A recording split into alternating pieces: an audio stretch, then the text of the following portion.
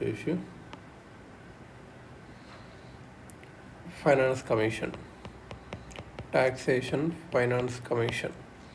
Fiscal federalism refers to the division of responsibility of taxation and expenditure.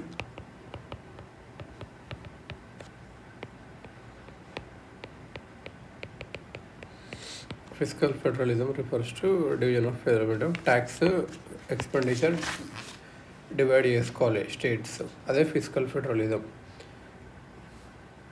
Seventh schedule ఏం చెప్తుంది? Many responsibilities to స్టేట్స్కి ఇచ్చింది, కానీ taxation power union కన్నా తక్కువ ఇచ్చింది. సో ఫైనాన్స్ కమిషన్ అనేది కీ రోల్ ప్లే చేస్తుంది యూనియన్ రెవెన్యూ సోర్సెస్ని స్టేట్కి ఇవ్వడంలో.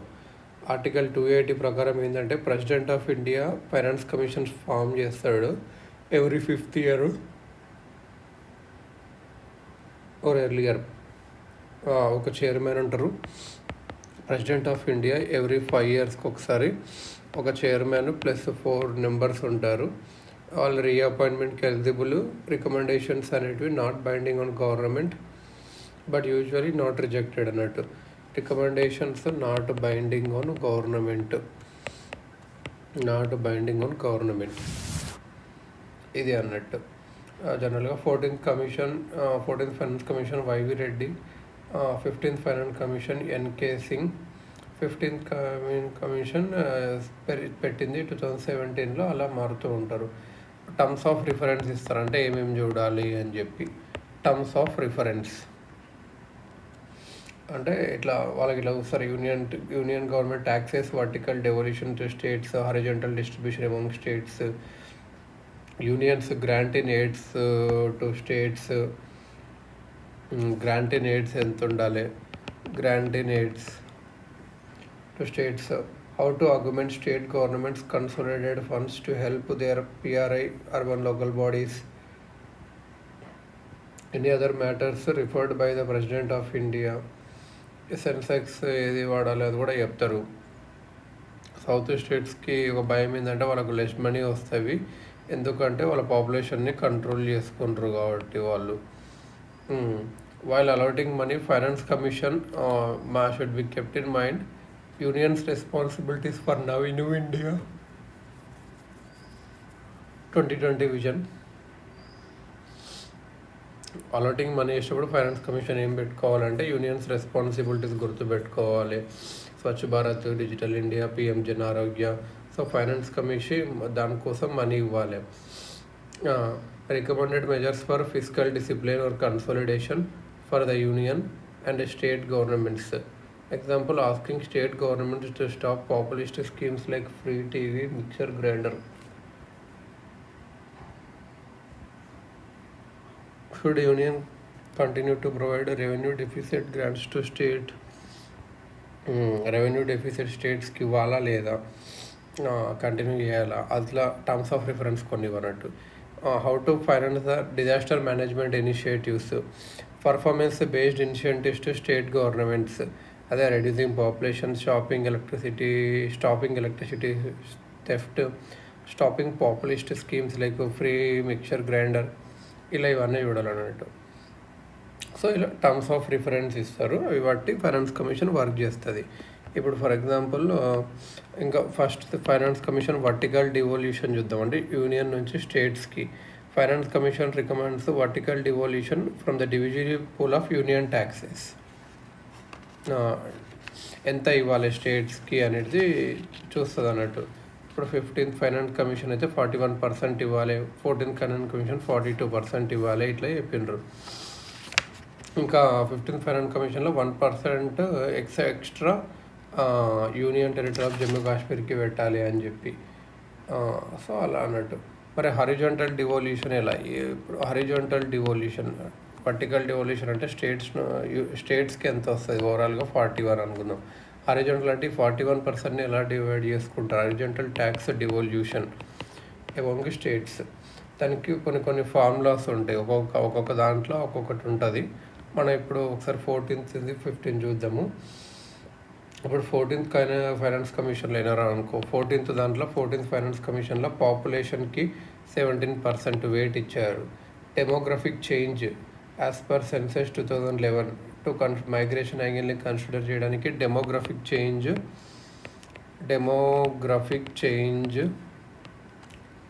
10% అన్నట్టు. ఇన్కమ్ డిస్టెన్స్ అనేది based on per capital income of state. Accordingly poorer స్టేట్స్కి కొంచెం ఎక్కువ వెయిట్ వస్తుంది, 50%. పెర్ క్యాపిటల్ ఇన్కమ్ అంటే మనకు తెలుసు జిఎస్డిపి వర్సెస్ పాపులేషన్. ఏరియా ఎక్కువ ఉంటే more area more weight. Forest cover ఉంటే మోర్ వెయిట్, ఎందుకంటే ఆపర్చునిటీ కాస్ట్ అన్నట్టు. స్టేట్స్ కాంటెలో ఇండస్ట్రీస్ ఎల్స్ అక్కడ ఆపర్చునిటీ కాస్ట్. అలా 14th కమిషన్లో అలా చేశారు. మరి 15th కమిషన్లో ఎలా చేశారు అంటే ఇన్కమ్ డిస్టెన్స్ అని ఒకటి ఉంటుంది, దానికి 45% వెయిట్ ఇచ్చారు. ఇన్కమ్ డిస్టెన్స్ అంటే ఏం లేదు, state GSDP divided by population per capital GSDP. For most states ఏమైందంటే per capital GSDP is taken as benchmark. హర్యానాస్ది బెంచ్ మార్క్గా తీసుకొని how poorer is your state compare to Haryana అలా పెట్టి అదే ఇన్కమ్ డిస్టెన్స్ అన్నట్టు. Area, population, demographic performance. ఇప్పుడు total fertility rate తక్కువ ఉంటే ఎక్కువ మనీ డబ్బులు వస్తాయి. Forest and ecology, tax effort, who have implemented their per capital tax collection in the last years ఎక్కువ వస్తాయి అన్నట్టు. ఇలా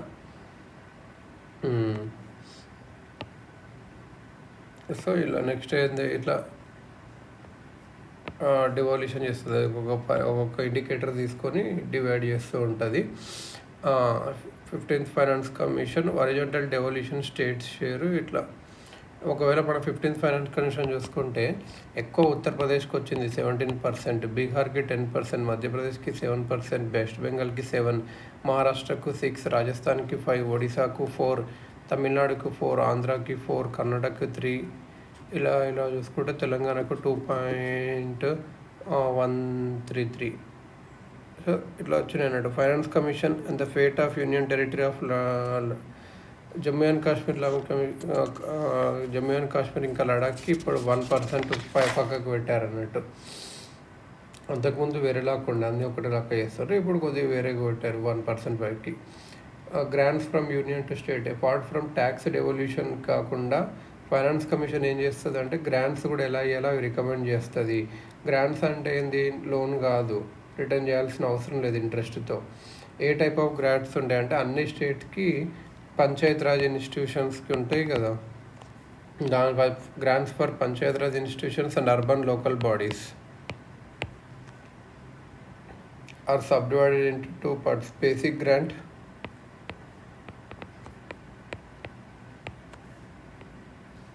and 10 to 20% performance based grants.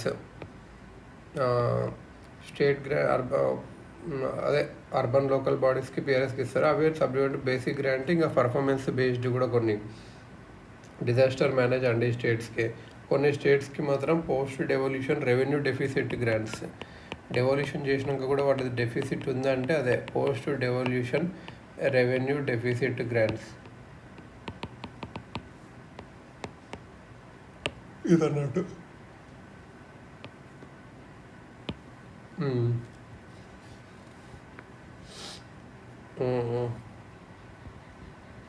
So ఇలా 15th ఫైనాన్స్ కమిషన్ ఎవరెవరు ఏమేమి ఇచ్చింది అంటే ఓన్లీ కొన్ని స్టేట్స్కి వచ్చేసి పోస్ట్ డెవల్యూషన్ రెవెన్యూ డెఫిసిట్ కనుక స్పెషల్ గ్రాంట్స్. యూనియన్ దగ్గరనే పెట్టుకుంటుంది defence in modernization fund DMF ఇది అన్నట్టు. డిజాస్టర్ మేనేజ్మెంట్ గ్రాంట్స్ కూడా ఇస్తుంది. మనం ఒకసారి ఇప్పుడు post devolution revenue deficit grants ఏంటంటే ఆంధ్ర స్టేట్స్ది ఓన్ బడ్జెట్ ఎంత, revenue expenditure minus revenue income, revenue deficit ఉంది. Andhra share from union taxes ఎంత ఉంది బేస్డ్ ఆన్ హారిజాంటలైజేషన్ 35 crore ఉంది. Andhra's post devolution revenue deficit అంటే 6,000 crore ఉంది. సో 15th ఫైనాన్స్ కమిషన్ ఆంధ్రాకు 6 crore ఎక్కువ ఇస్తుంది. ఓన్లీ 14 స్టేట్స్ ఎలిజిబుల్ ఉంటాయి, ఇవి ఎలిజిబుల్ అని ఇలా అన్నట్టు. 15th finance commission special grants. ఒక స్టేట్కి లెస్ మనీ వచ్చినాయి అనుకో కంపేర్డ్ టు దెన్ సచ్ స్టేట్కి స్పెషల్ గ్రాంట్స్ వస్తాయి, జస్ట్ మనకి అన్యాయం చేసినట్లు కాకుండా. సో అలా ఉన్నట్టు అది ఒక్కొక్కసారి అనౌన్స్ చేస్తారు, లేదు special grants. Local body grants అంటే ఎట్లా అంటే లోకల్ బాడీ గ్రాంట్స్కి ఫస్ట్ రూరల్లో అయితే కొన్ని టైడ్ టైడ్ అంటే మన పర్ఫార్మెన్స్ ఇండికేటర్స్ టచ్ అయ్యాలి, అంటే శానిటేషన్ కానీ అలాంటికి సంబంధించినవి. అర్బన్ లోకల్ బాడీస్లో 1,000,000+ సిటీస్ అయితే 100% టైడ్ ఉండాలి. టైడ్ అంటే ఎయిర్ క్వాలిటీ ఇంప్రూవ్ చేయాలి, వాటర్, సాలిడ్ వేస్ట్ మేనేజ్మెంట్ ఇవన్నీ ఇంప్రూవ్ చేయాలి 1,000,000+ సిటీస్లో 100. అర్బన్లో 1,000,000+ అయితే 100% టైడ్, నాట్ 1,000,000+. నాట్ 1,000,000+ అయితే 40% అన్టైడ్, 60% టైడ్. టైడ్ అంటే మనకు తెలుసు ఏంది, ఎయిర్ క్వాలిటీ ఇంప్రూవ్ చేయాలి, వాటర్ ఇంప్రూవ్ చేయాలి, సాలిడ్ స్టేట్ మేనేజ్మెంట్ ఇంప్రూవ్ చేయాలి, ఇది అన్నట్టు. Health infra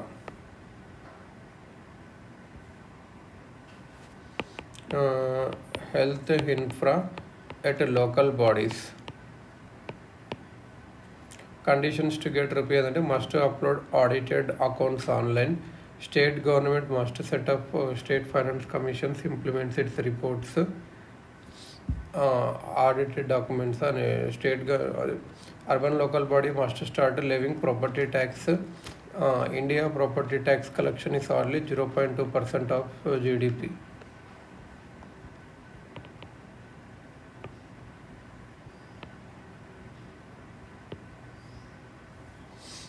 ఇదన్నట్టు. 15th finance commission ఏంటంటే 15th finance commission disaster manage grants. Ministry of home అఫేర్స్కి చూసుకుంటుంది disaster management act. National disaster management fund ఉంటుంది, స్టేట్ డిజాస్టర్ మేనేజ్మెంట్ ఫండ్ ఉంటుంది, ఇదన్నట్టు. నేషనల్ డిజాస్టర్ మిటిగేషన్ ఫండ్స్ కూడా ఉంటుంది. సో ఇలా అన్నట్టు 50 సెక్టర్ స్పెసిఫిక్ గ్రాంట్స్ మాల్ న్యూట్రిషన్కి సంబంధించింది ఉంటాయి అనుకో. Health nutrition grant to combat malnutrition, ఇది ఎవరు చూస్తారు, ministry of women and child development. No special mention of, ఇట్లా రకరకాలుగా చూస్తూ ఉంటారు. సెక్టర్ స్పెసిఫిక్గా చూసుకుంటే హెల్త్ కేర్ అట్ లోకల్ బాడీస్కి బాగా మంచి అమౌంట్ ఇచ్చారు, 70,000 crore. Local bodies given rupee to convert PHCs into health and wellness సెంటర్స్గా మార్చడానికి. Sectoral grant health critical care hospitals, that is facilities with intensive care unit, ventilator, kidney dialysis. Social sectoral grant health training of allied health care work force. Sectoral grant health తీసుకుంటే state government run doctors training courses in district hospital. ఇలా హెల్త్కి చాలా ఇచ్చారన్నట్టు. So ఇలా defence and internal security fund for union, public account of ఇండియాలో పెడతారు ఇది, PAI. Modernization fund for defence and internal security.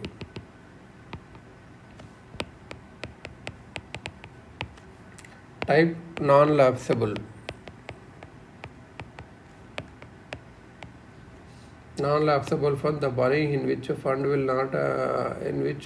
such fund will not lapse on 31st March, so it can be used in future without getting another approval for parliament. ఇట్లా అన్నట్టు.